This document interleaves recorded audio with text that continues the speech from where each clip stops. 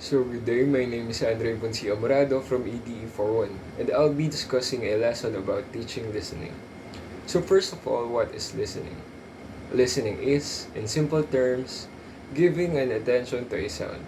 Therefore, you might wonder how important listening is when it comes to exchange of information, basically a conversation.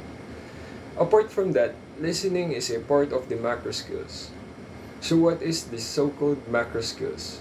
Macro skills are communication techniques that requires the listener to understand, interpret, and evaluate what he or she hears. So for now, let's refer to the PowerPoint presentation. Here are some information about listening. First, it is a way of communicating skills. It is said that listening is the most neglected communicational skill. It is also said that listening increases productivity rate, improves the speed of learning something, and also improves relationships as well. Apart from that, it also complements reading comprehension. So listed here in the upper right corner are the goals of CMIT, which means to control, to maximize, identify, and lastly, to tolerate. So for the next slide, here are some details about the nature of listening. It is said that listening takes up 50% of our everyday communication time.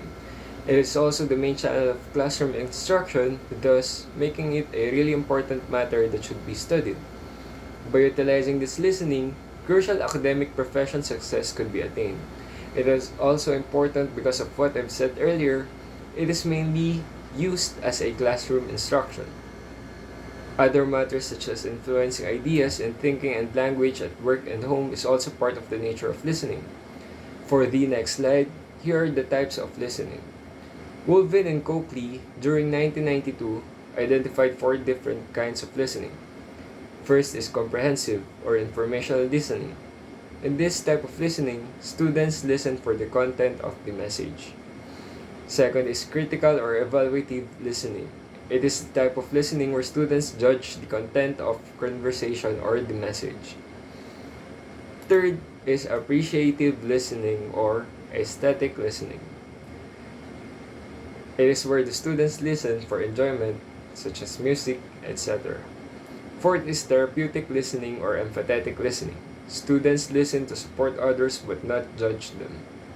For our next slide, here are the purposes of listening. So the first purpose of listening is to gather information. The second one is to follow instructions, and it is an important purpose. The third one is to evaluate the gathered information, find where you can store that information or in what scenario you could use that information. Fourth purpose is to listen for pleasure, like listening to good music to relieve stress. And the fifth is to empathize.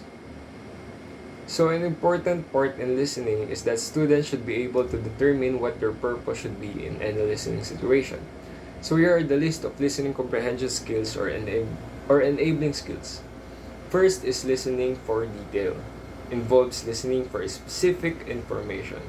Second is listening for gist or listening for the main idea or most important part of a story.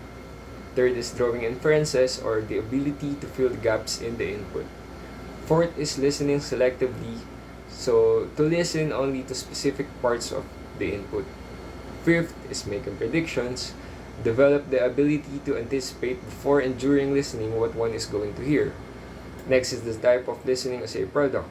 It basically shows what listeners do in order to demonstrate their understanding. It is described in terms of outcomes which are stated either verbally or non-verbally. Examples of these outcomes are to follow instructions, to organize and classify, take dictation, transfer information into graphic forms, reconstruct original text, and to make appropriate oral response. So it is said that listening is a mental process and students don't have an innate understanding of what effective listeners do. Therefore, it is the responsibility of teachers to share that knowledge with them. It is also said that the teachers can become the model themselves in order for the students to know the concept of listening. So, on the other hand, our brain processes linguistic information in 3 ways.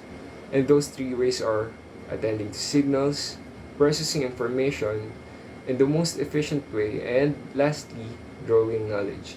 So here are some notable and important terms in listening. First is bottom-up. Bottom-up listening. It refers to a process by which sounds are used to build up information. Next is top-down processing. This refers to the application of background knowledge in order to come up with a comprehension. So there are also factors that influence a learner's listening. Their background knowledge or their schematic. Contextual or the knowledge of situation. Systematic or the knowledge of language system. So in listening strategies, it is divided into three parts which are the cognitive, where the process, interpret, and store and recall information takes place. The metacognitive, which manages and facilitates the mental process that covers strategies such as monitoring and visualizing. And lastly, the social affective, or the one that manages one's emotion through listening.